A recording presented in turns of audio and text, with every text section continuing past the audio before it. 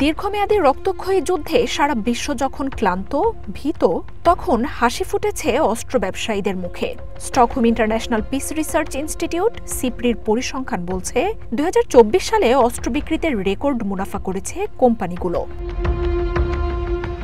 সোমবার প্রকাশিত সিপ্রির পরিসংখ্যানের তথ্য মতে ২০২৪ সালে বিশ্বের শীর্ষ ১০০ অস্ত্র উৎপাদনকারী প্রতিষ্ঠানের বিক্রি রেকর্ড $৬৭৯ বিলিয়ন পৌঁছেছে।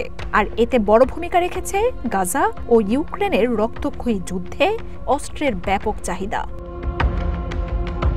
এছাড়াও সম্প্রতি বিভিন্ন দেশের ভূরাজনৈতিক উত্তেজনা ও আঞ্চলিক সংঘাতেও অস্ত্র বিক্রি বেড়েছে পাল্লা দিয়ে। এর আগের বছরের তুলনায় এসব কোম্পানির বিক্রি বেড়েছে প্রায় ৬ গুণ, আর মুনাফা বেড়েছে ২৬%।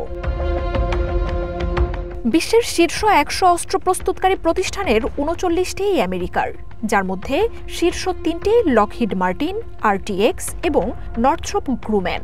আমেরিকার এসব প্রতিষ্ঠান সম্মিলিতভাবে আয় করেছে $৩৩৪ বিলিয়ন, যা বিশ্বের মোট অস্ত্র বিক্রির প্রায় অর্ধেক।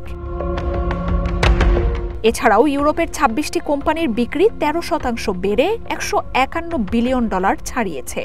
ইউক্রেনে অস্ত্র সরবরাহ ও নিজেদের মজুদ বাড়াতে ইউরোপে অস্ত্রের চাহিদা বেড়েছে সবচেয়ে বেশি। এসব দেশকে অস্ত্র সরবরাহে হিমশিম খাচ্ছে নির্মাতা প্রতিষ্ঠানগুলো।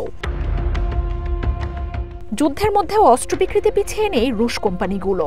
দেশটির রোস্টেক এবং ইউনাইটেড শিপ বিল্ডিং কর্পোরেশনের অস্ত্র বিক্রি বেড়েছে ২৩%। বিপরীতে এশিয়া ও ওশেনিয়া মহাদেশ অস্ত্র বিক্রিতে লোকসান দেখেছে। চায়নার অস্ত্র বিক্রি ও রপ্তানি কমে আসায় এই পরিস্থিতি বলে জানিয়েছে সিপ্রি। যদিও ইসরায়েলি অস্ত্র কোম্পানিগুলোর মুনাফা বেড়েছে $১৬ বিলিয়ন বেশি। গাজা যুদ্ধ নিয়ে বিশ্বজুড়ে তীব্র নিন্দা আর সমালোচনার মধ্যেও ইসরায়েলি অস্ত্রের চাহিদা ব্যাপক জনপ্রিয় বলেও জানায় সংস্থাটি। মার্জিয়া উপমা, ওয়ান ইন্টারন্যাশনাল ডেস্ক।